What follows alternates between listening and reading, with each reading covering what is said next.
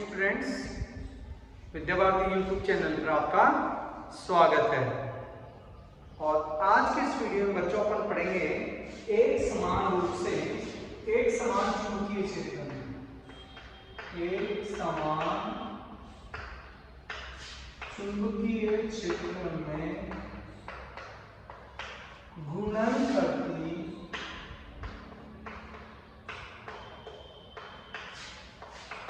छड़ के कारण प्रेरित विद्युत वाहक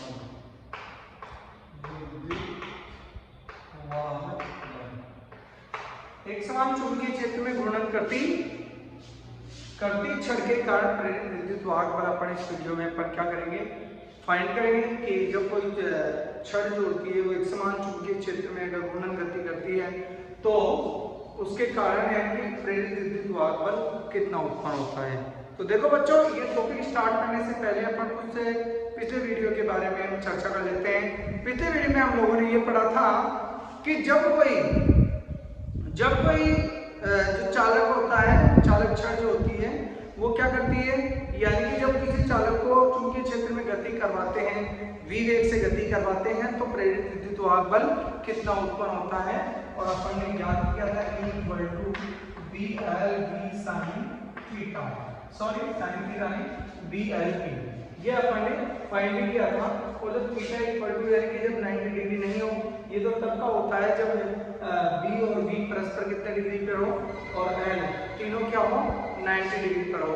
मान लो V और V क्या हो, किसी थीटा कोण पर अगर गति कर रहे हैं तो उसके लिए अपन E लिखते हैं BLV sin थीटा। और मैंने इसका आपको होमवर्क भी दिया था क्वेश्चन करने के लिए। अब देखिए बच्चों, अपन क्या कर लेते हैं, यानी कि एक समान चुंबकीय क्षेत्र है जिसमें कोई छड़, एक समान चुंबकीय क्षेत्र है जिसमें कोई छड़ क्या कर रही है, घूर्णन गति कर रही है। यानी कि कैसी गति कर रही है, घूर्णन गति कर रही है। तो उसके कारण प्रेरित विद्युत वाहक बल कितना होगा, किस प्रकार से अपन फाइंड करेंगे, वो इस वीडियो में देखते हैं। तो देखिए, मान लीजिए अपने पास में एक समान चुंबकीय क्षेत्र है जो इस स्क्रीन के तल के लंबवत अंदर की ओर है, जिसकी डायरेक्शन किधर है, स्क्रीन के तल के लंबवत अंदर की ओर है। ये अपने को पहले से पता होना चाहिए बच्चों। जो पहला जो अपने वीडियो पढ़ा था उस वीडियो को इसके यूज लेते हुए अपन को क्या फाइंड करना है, चुंबकीय क्षेत्र को फाइंड करना है, वो सॉरी विद्युत वाहक बल को फाइंड करना है। यहाँ पे अपन ने ले लिया ये एक समान चुंबकीय क्षेत्र, यहाँ पर एक समान चुंबकीय क्षेत्र है और जिसमें कोई छड़ क्या है रखी हुई है, जिसमें एक कोई छड़ रखी हुई है। यहाँ पर भी ऐसे बना लेते हैं।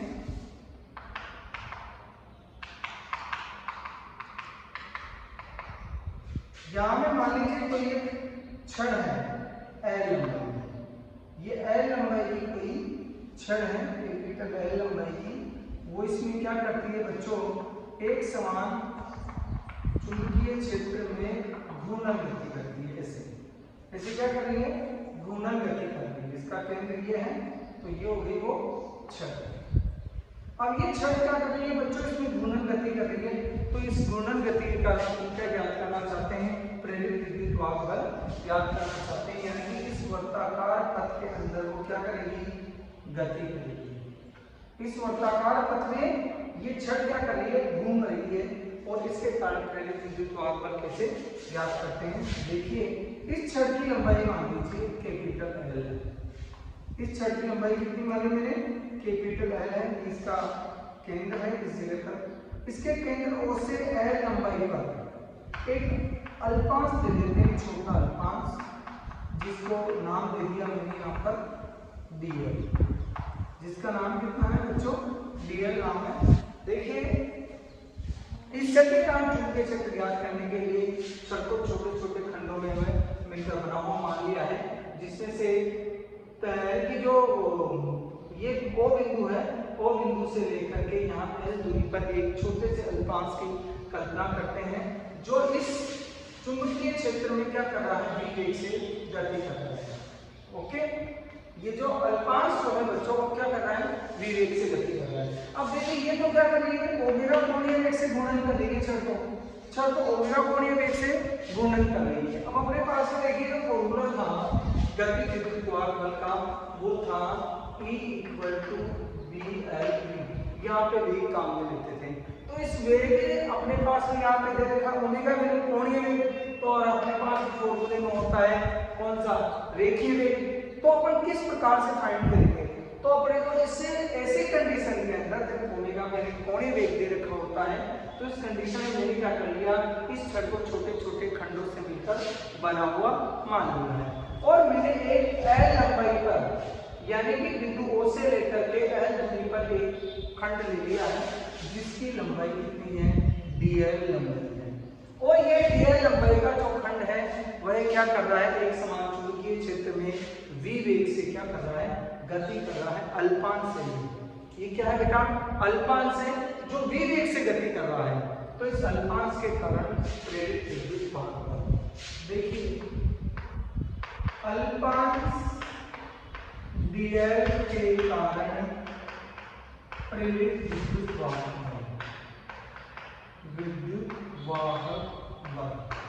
प्रेरित विद्युत वाहक बल, क्योंकि ये अल्पांश है और अल्पांश से गति कर रहा है, तो इसके कारण प्रेरित विद्युत वाहक बल भी क्या होगा, अल्प होगा। तो यहाँ पे मैंने ले लिया dE =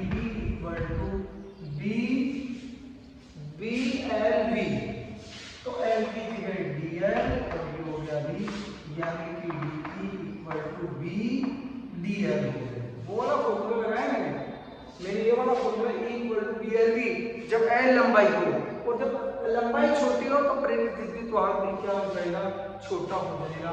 that is equation number first. देखिए बच्चों इसकी लंबाई L है, V नो है रेखीय वेग और कोणीय वेग में संबंध v = ओमेगा r होता है, यहाँ r बराबर कितना है, L है। ओके, तो यहाँ पे मैं लिख सकता हूँ ओमेगा L, सही, ओमेगा L ले लेंगे, ओमेगा L ले लिया तो यहाँ पे, और यहाँ पे रख लीजिए, तो dE बराबर हो जाएगा b की जगह ओमेगा L dl, सही। ये हो गया प्रेरित विद्युत वाहक बल। देखो बच्चों ध्यान देने की बात यहाँ पे क्या है, यहाँ पर जो रेखीय वेग यहाँ पे कोणीय वेग से गुणन करेंगे पूरी कुंडली, और यहाँ पर रेखीय वेग है, और अपन जानते हैं v = क्या होता है, ओमेगा r होता है। रेखीय वेग v = होता है ओमेगा r। तो r की वैल्यू क्या है, यहाँ पे r की वैल्यू है ये वाली डिस्टेंस, यहाँ से लेकर के यहाँ तक की डिस्टेंस, क्योंकि बच्चों ये भी क्या करेगा, ऐसे बढ़ती गति करेगा। ओके, तो देखिए संपूर्ण छड़ के कारण प्रेरित विद्युत वाहक बल निकालना चाहते हैं, संपूर्ण छड़ के कारण प्रेरित विद्युत वाहक बल E बराबर हो जाएगा dE बराबर हो जाएगा 0 से L तक, और d ओमेगा L dl, इधर हो गया E, d और ओमेगा को बाहर निकाल लो, और यहाँ पे 0 से L तक अपने पास में हो गया कितना, L dl, और L dl का अगर मैं वैल्यू पुट करूँगा तो हो जाएगा L² / 2, और लिमिट हो गई 0 से L, और जब यहाँ पे लिमिट पुट की जाती है तो E बराबर हो जाता है b ओमेगा L² / 2 माइनस 0² / 2। तो इस प्रकार से अपने पास में आ जाता है E = b ओमेगा L² / 2, या मैं इसको लिख सकता हूँ E = 1/2 b ओमेगा L²। इस प्रकार से भी अपन क्या कर सकते हैं, इससे छड़ के घूर्णन के कारण प्रेरित विद्युत वाहक बल ज्ञात कर सकते हैं।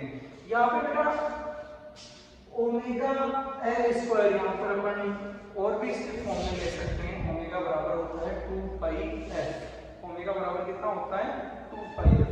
आप जल्दी से इसका स्क्रीनशॉट ले लीजिए, फिर अपन इसको नेक्स्ट टॉपिक को देखते हैं। इसके लिए जल्दी से आप इसका स्क्रीनशॉट मैं थोड़ा सा इसको इधर रब कर देता हूँ और वहां से थोड़ा सा इसको एक्सप्लेन करता हूँ क्या है। ओके, तो देखिए वी नो दैट बेटा ओमेगा इक्वल टू जो होता है omega, we know that omega equal to होता है 2 पाई एफ और जो वाली वैल्यू वहां पे रखेंगे तो E इक्वल टू हो जाएगा 1/2 B 2 pi F L square. Okay, और E इक्वल टू 2 से कैंसिल तो बच गया B pi F L square और E equal to B pi L square F. देखो बच्चों, ये जो छड़ की लंबाई थी वो L थी, ऐसे मान लीजिए छड़ थी, ऐसे मैंने थोड़ा सा छोटा सा मैंने चित्र बना देता हूँ। यहाँ पे ये छड़ थी, इसकी लंबाई L थी और देखिए इस वर्तीय पथ की क्या होगी, त्रिज्या होगी। इस वर्तीय पथ की त्रिज्या हो गई तो यहाँ पर ये क्या काम करेगा, क्षेत्रफल का काम करेगा। तो E इक्वल टू कितना आ जाएगा BAF। तो ये दोनों ही क्या है, फॉर्मूले से इंपॉर्टेंट है।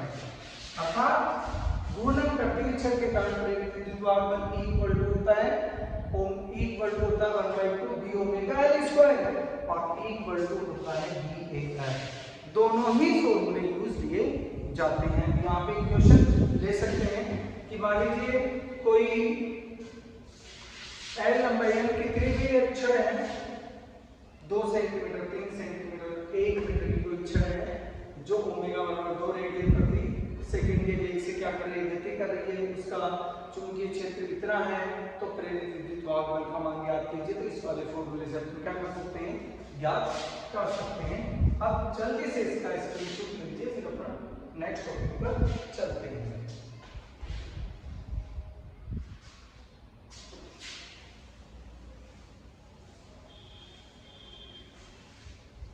और नेक्स्ट टॉपिक जो है अपना बहुत ही आसान टॉपिक है जो अगले चैप्टर में भी उसका यूज लिया जाएगा। देखिए हम इम्पोर्टेंट बात करना चाहता हूँ। पहले तो अपन ने कल के वीडियो में जो पढ़ा था वो पढ़ा था कि एक समान चुंबकीय छड़ में छड़ की गति के कारण प्रेरित विद्युत वाहक बल। तो गति के कारण प्रेरित विद्युत वाहक बल निकाला था E इक्वल टू BLV और थीटा कोण हो जाती है तो E equal to BBL sin theta. ये तो एक समान चुंबकीय क्षेत्र में छड़ की गति के कारण प्रेरित विद्युत वाहक बल,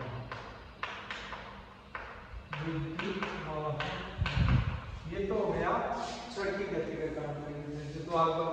और छड़ की घूर्णन गति के कारण प्रेरित विद्युत वाहक बल कितना आ गया, E equal to 1/2 B omega L square और E इक्वल टू BAF। ये दोनों फॉर्मूले, ये है छड़ की घूर्णन गति के कारण प्रेरित विद्युत वाहक बल। ओके, ये दो मैंने कल के और आज के वीडियो में पढ़ाया है। आप इसका भी स्क्रीनशॉट ले लीजिए और बच्चों के न्यूमेरिकल प्रॉपर्ली आप निकालते रहिए। मैं बहुत दिनों से ही देख रहा हूँ कि आप लोग कमेंट्स नहीं कर रहे हैं और कमेंट्स में कोई क्वेश्चन भी नहीं पूछ रहे हैं, या आपको समझ में आ रहा है या नहीं आ रहा है। और जो न्यूमेरिकल दिए जाते हैं उसका आप ठीक से आंसर निकाल पा रहे हैं, नहीं निकाल पा रहे हैं, उसका कोई अभी तक जवाब नहीं आ रहा है। तो आप क्या करेंगे बच्चों, ये इसके न्यूमेरिकल निकालिए।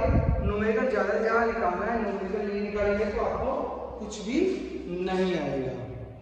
ओके, अब चलते हैं अपन नेक्स्ट टॉपिक। नेक्स्ट टॉपिक है अपना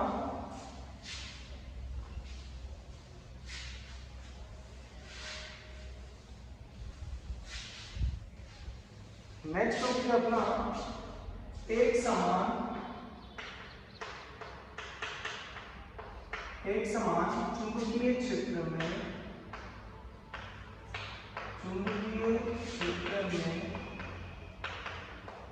आयताकार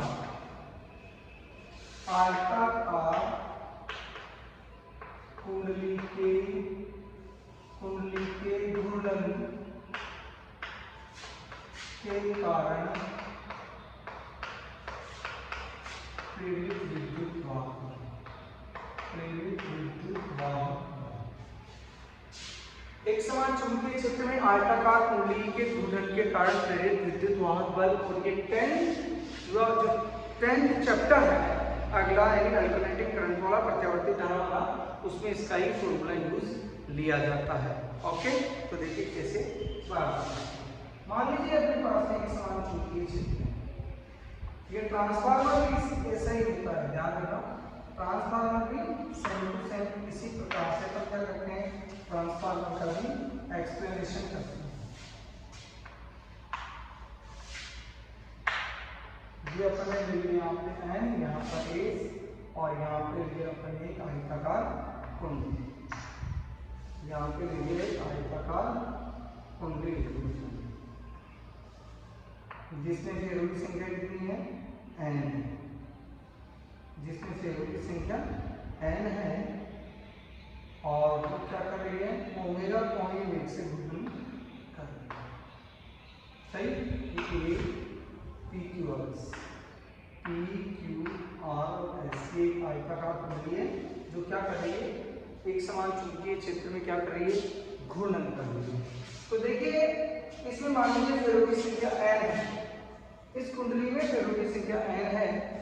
एन अगर फेरों की संख्या है तो कुंडली से बद्ध चुंबकीय फ्लक्स कितना होगा, फाई इज हो जाएगा एन बी डॉट ए, चुंबकीय फ्लक्स हो जाएगा, कुल चुंबकीय फ्लक्स, या मैं लिख सकता हूँ phi is N B cos theta. और देखिए ओमेगा कोणीय वेग से गुणन कर रही है, तो थीटा बराबर हो गया ओमेगा टी। तो यहाँ पर फाई हो जाएगा N B cos omega T. That is question number first.